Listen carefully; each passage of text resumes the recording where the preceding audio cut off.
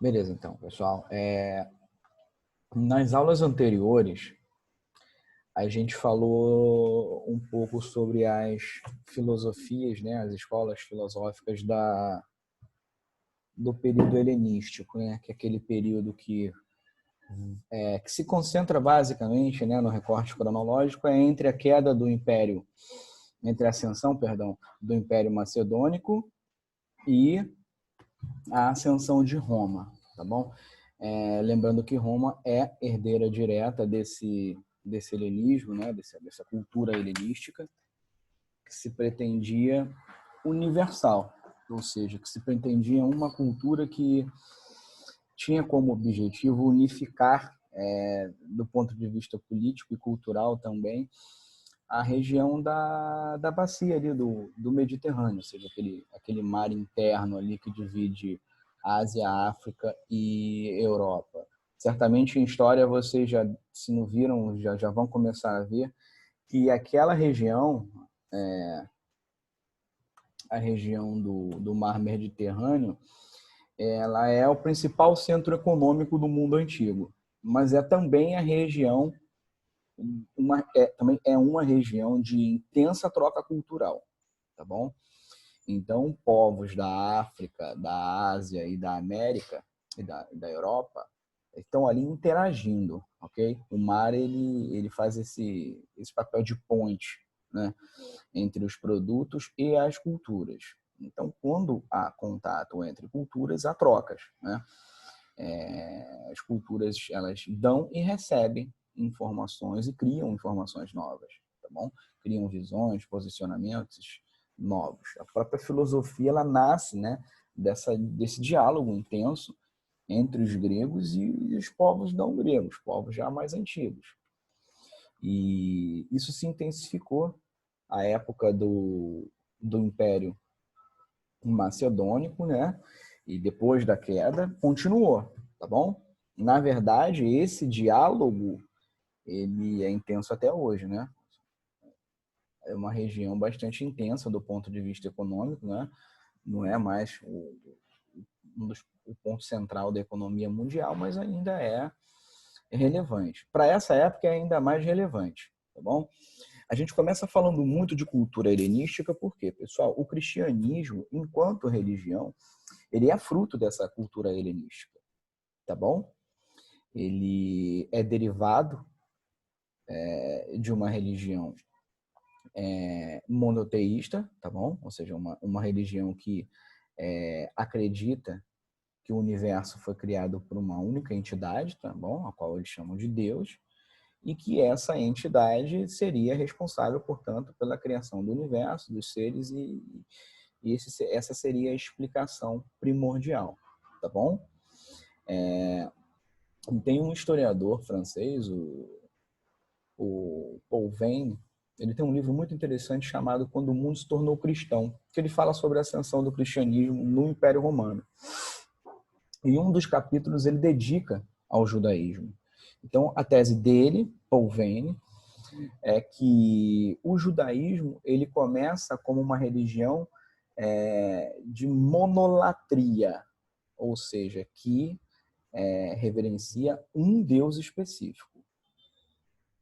E depois evolui para o monoteísmo, a partir do momento em que entra em contato com as ideias de que existiria apenas um Deus criador do universo. Então ele pega desde Abraão, né, conta basicamente toda a história do Antigo Testamento, né? Então, de acordo com ele, Paul Veyne, então já poderia ser visto em algumas passagens da Bíblia, por exemplo, que os hebreus, né, que depois se tornaram judeus, eles reconheciam a existência de outros deuses.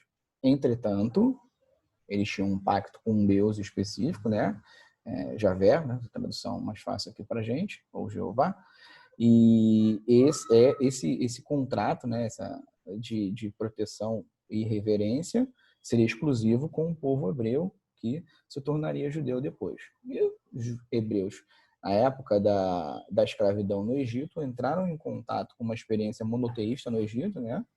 Uma reverência em referência ao faraó Akenaton, E depois, quando voltaram para a região que hoje é Israel, né, para a região da Palestina, da Judéia, desenvolveram ainda mais e aprofundaram, até que se transformaram em monoteístas. Então, não reconhecem a existência de outros deuses, a não ser o Deus que criou o universo e com o qual eles têm um pacto, tá bom? Que foi selado lá por Abraão. Beleza. A gente vê que essa ideia ela vai se tornar mais complexa, tá bom? A gente pode dizer com certeza que as três religiões monoteístas do mundo, judaísmo, cristianismo e islamismo, né, por ordem de antiguidade, são religiões que reverenciam exatamente o mesmo Deus, tá bom? Então, os personagens importantes do Antigo Testamento, por exemplo, são importantes para judeus, cristãos e muçulmanos. Né? A imagem de Abraão, por exemplo, é importante para os três grupos. Esses grupos vão se diferenciando por quê?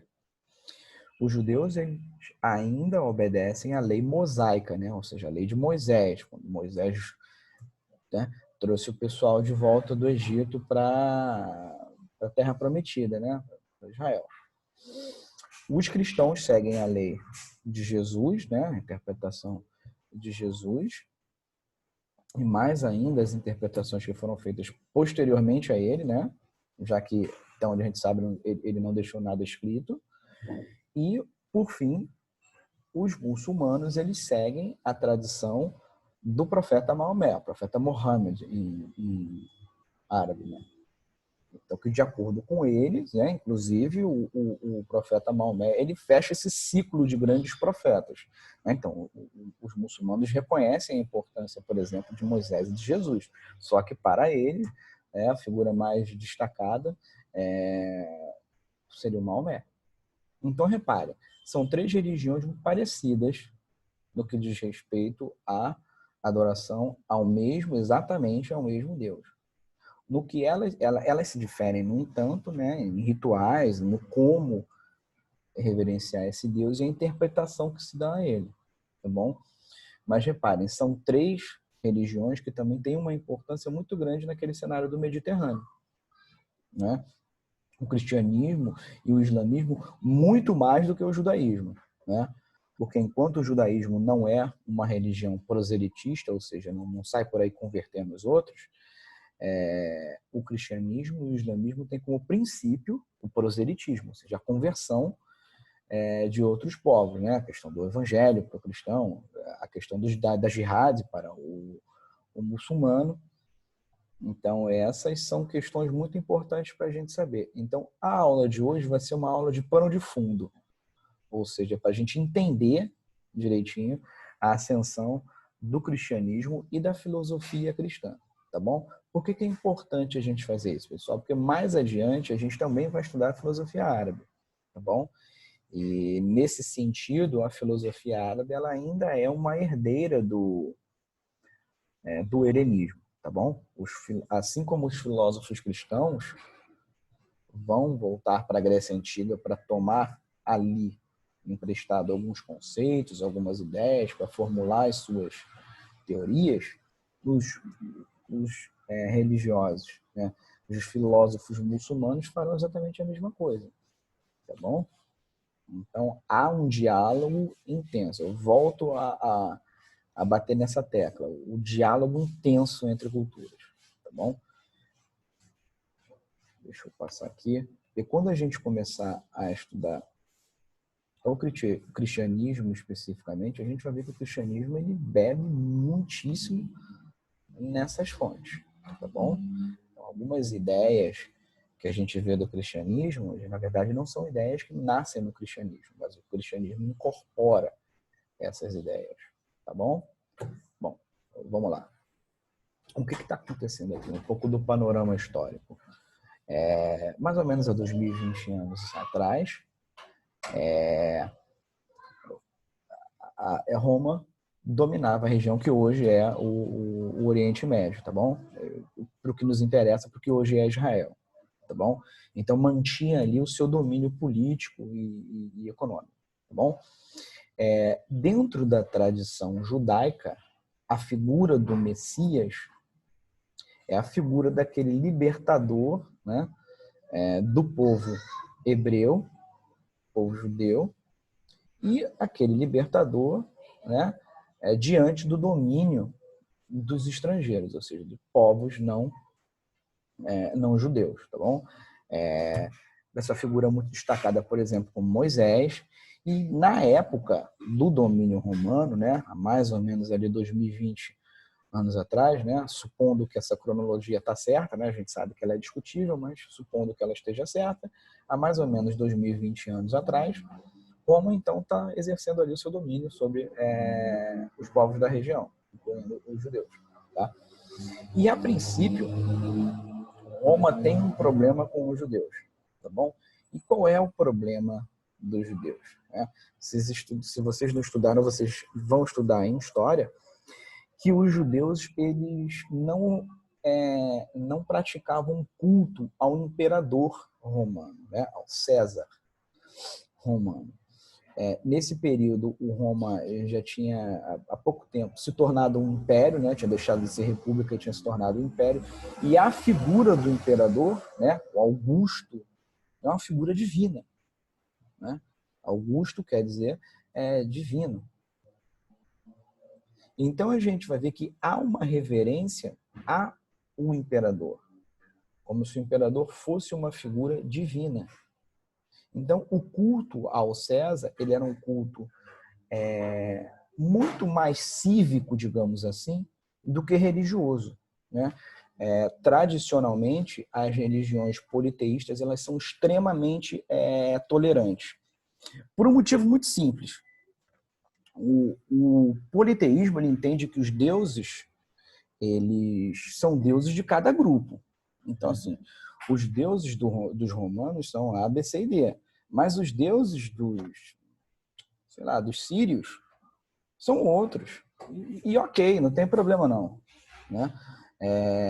Os romanos eles não faziam nenhum tipo de impedimento de culto aos deuses locais ou qualquer coisa do tipo, nem impunham os seus deuses aos povos dominados, justamente porque eles são extremamente tolerantes. Isso é uma característica das religiões politeístas.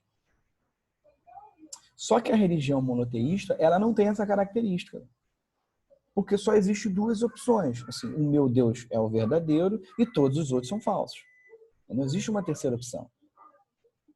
Então, isso fazia com que os judeus não reverenciassem a figura do César. Então, era um povo dominado que desobedecia ao dominador. Então, lembra que eu falei? O culto ao César ele é muito mais cívico do que religioso. Tanto faz os romanos se os judeus têm 1, 2 ou 3 ou 10 deuses, ou nenhum. Entanto, que eles reverenciem a figura do César. Isso os judeus não faziam. Então, isso é um dos motivos da perseguição aos judeus impetrada pelo Império Romano, né? Então, isso fazia com que a dominação romana fosse um pouco mais complexa nessa região, né? Tivesse um elemento de complexidade maior do que tinha em outras regiões. Então, a gente vai ver que é nesse contexto de embate entre judeus e perseguição por parte do Estado romano que a figura do Messias, né, do Salvador, ela ganha uma força muito grande, né, um apelo muito grande, principalmente entre a população judaica. Então, é nesse contexto que a gente vê que surge a figura de Jesus, tá bom? E aí agora eu estou falando estritamente como historiador, pessoal. Não estou falando como religioso de qualquer outra coisa, tá bom? Então, a história ela tem uma interpretação particular desses fenômenos, tá bom? Que nem sempre casa com a interpretação religiosa, tá? Então, eu vou me ater aqui a questões puramente históricas. Então, nesse contexto, Jesus, né, que ainda tem uma polêmica dessa se a figura teria existido fisicamente ou não, que eu não vou entrar nessa discussão, tá bom? Eu vou assumir que ele existiu. Então é nesse contexto que Jesus surge como um possível Messias, né? Ele não foi o único dessa época, tá bom? Candidato a Messias, digamos assim, candidato a Salvador. Não foi o único, tá bom? E depois dele, outros surgiram também, tá? E era muito comum para essa época que as agitações políticas, né, fossem feitas na época da Páscoa. Lembrando que a Páscoa cristã tem um significado muito diferente da Páscoa judaica. A Páscoa judaica, né, que significa Pessah, é a passagem, ela tem um significado muito profundo na cultura judaica, porque ela é a festa da liberdade, da passagem, da saída da escravidão para a condição de homem livre. Então ela tem um significado muito profundo, né? E foi liderada por Moisés, tá bom? Então, era muito comum, nesse período, as agitações políticas na Judéia, né, ficarem ainda mais explosivas, digamos assim, né?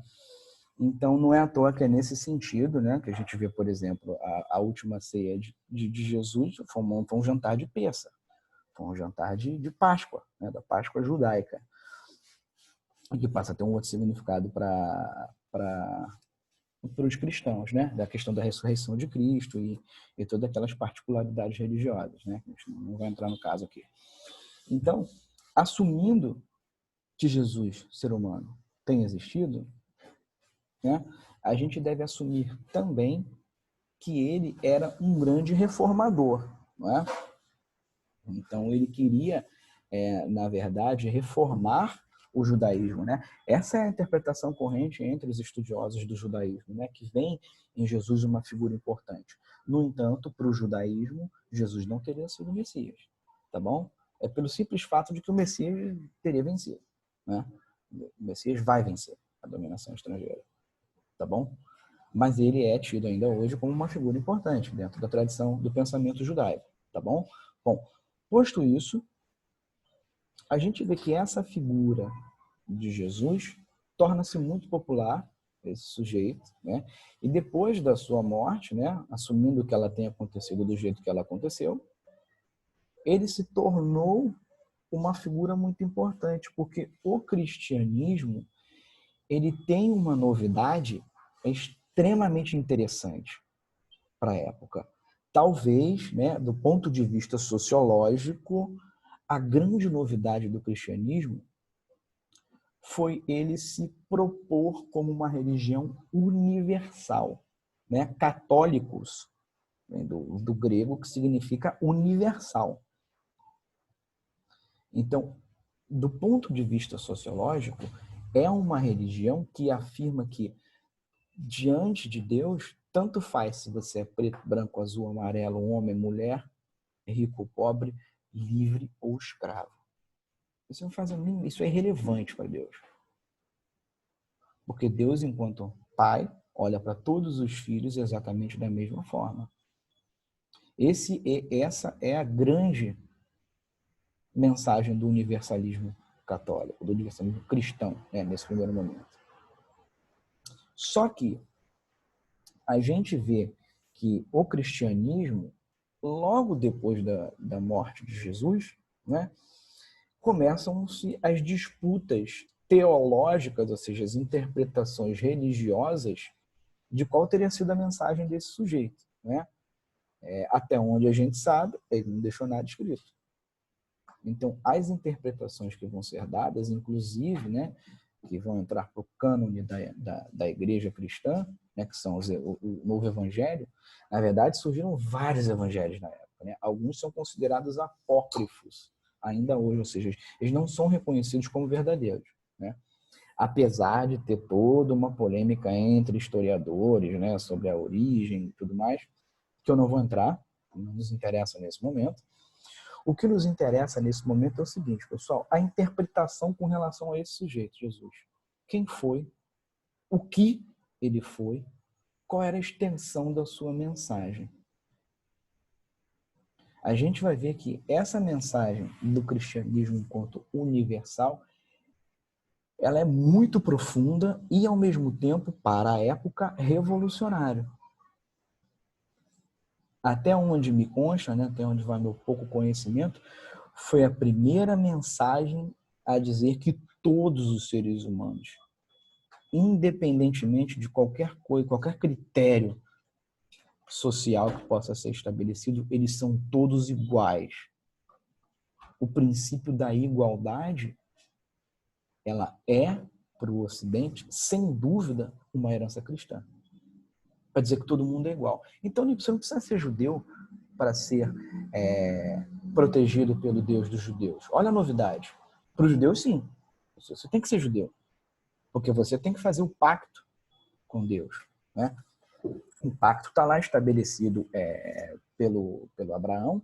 Né? No caso, o homem, né? O menino judeu, aos 9 anos aos 9 dias de vida, ele faz o ritual do Brit Milá, né, que é cortar a pele do prepúcio, né, aquela pele que envolve a cabeça do pênis do menino.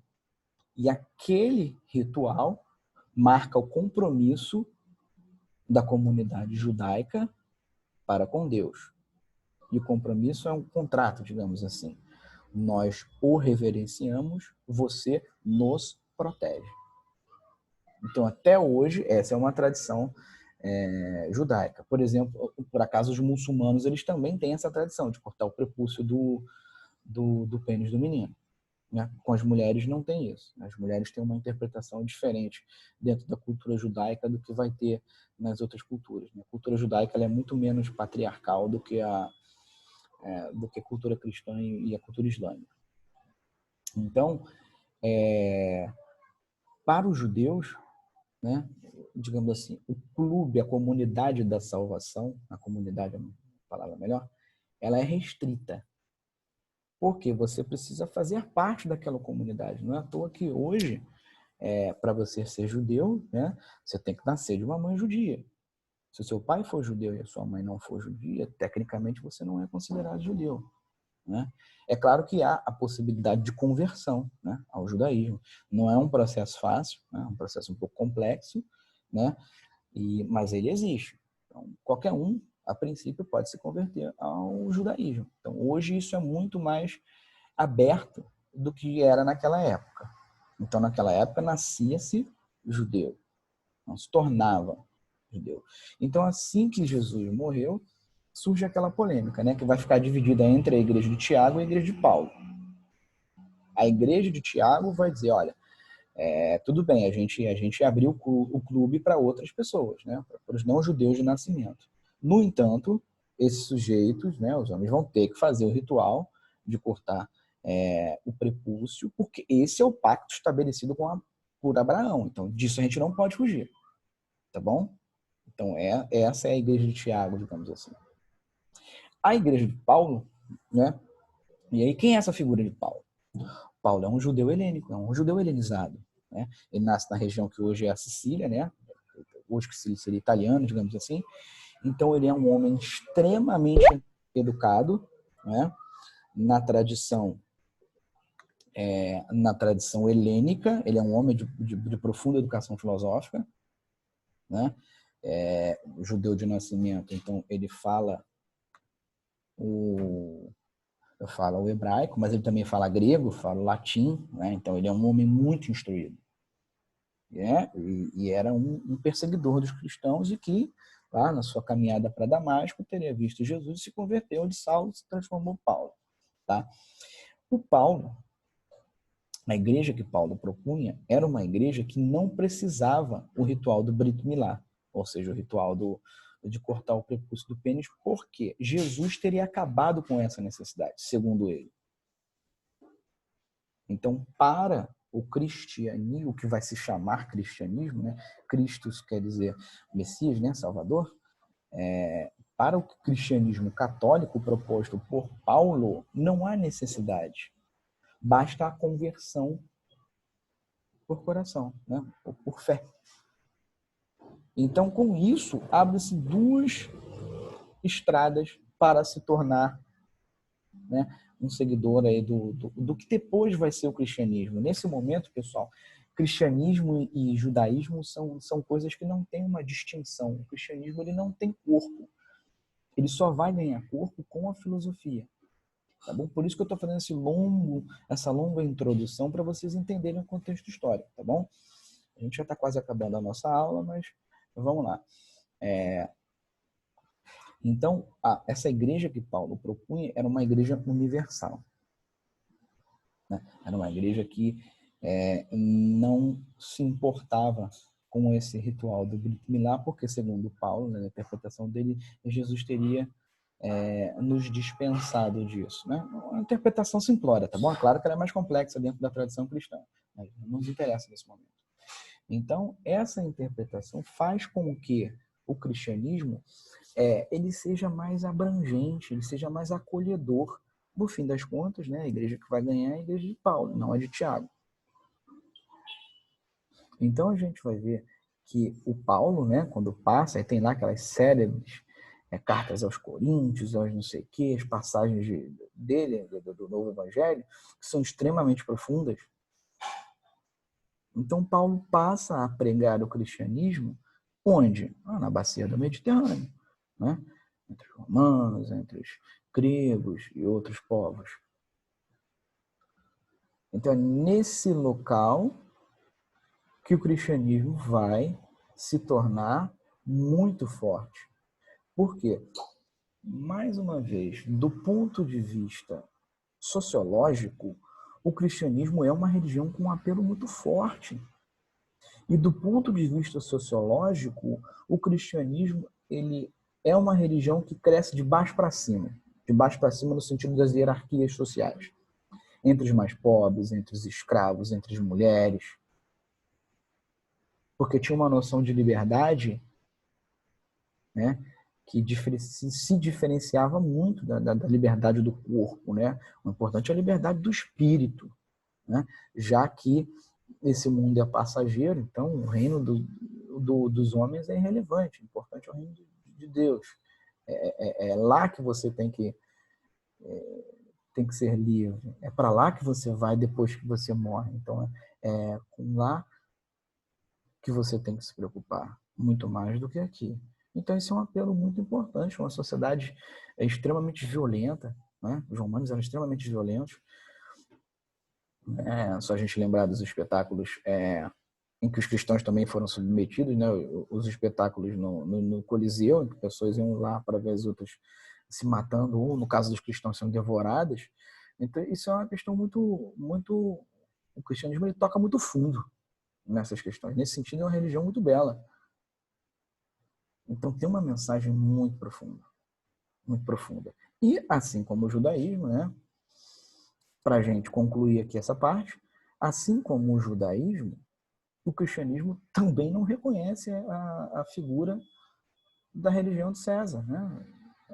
Ele não reconhece César como um ser divino, porque Deus é um só, né? Nós cristãos temos uma interpretação nesse momento exatamente igual aos dos judeus, né? Tanto que judeus e cristãos eles frequentavam a sinagoga, né? Que é o templo religioso judaico. Assim, não tem igreja católica que se diferencia. Os rituais não são muito diferenciados. Já disse, até Constantino ali, né? Com uma conferência em que ele vai participar e tal, ali em 300 e pouco, né? O cristianismo ele não é tão diferente assim do judaísmo, não, tá bom? Então, a gente vai ver que esse é um princípio muito importante, tá bom? Então, os cristãos passam a ser perseguidos também pelo Estado romano, tá bom? E aí, voltando a Paulo aqui.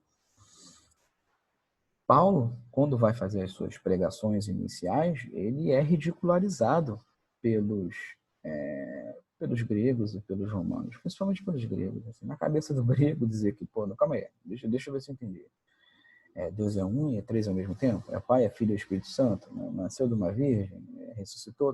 Esse negócio não tem lógica. Não tem lógica nenhuma. E não tem lógica mesmo, não. Por quê?